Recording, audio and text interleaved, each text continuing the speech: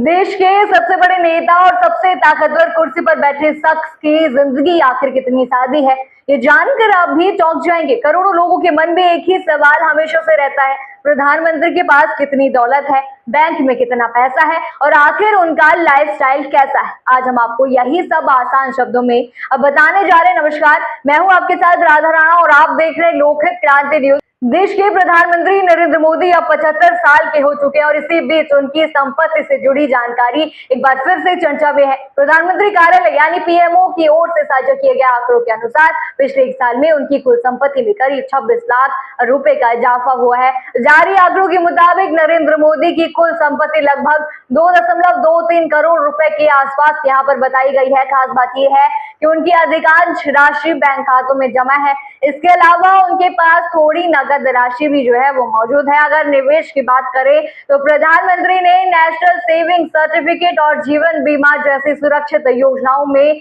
पैसा यहाँ पर लगाया हुआ है। उनके पास पोस्ट ऑफिस में भी जमा राशि है, जो एक भरोसेमंद निवेश यहाँ पर माना हमेशा से जाता है।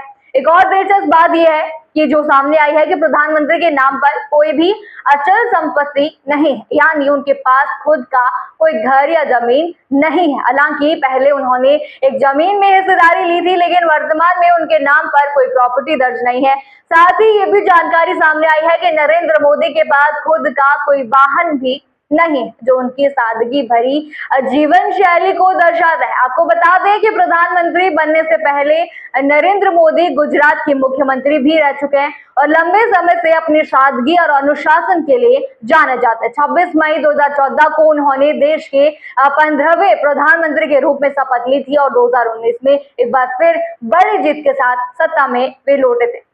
तो दर्शकों, ये थी प्रधानमंत्री नरेंद्र मोदी की संपत्ति से जुड़ी अहम जानकारी, जो ये दिखाती है कि देश के सबसे बड़े पद पर बैठा व्यक्ति भी बेहद ही सादा जीवन जी सकता है।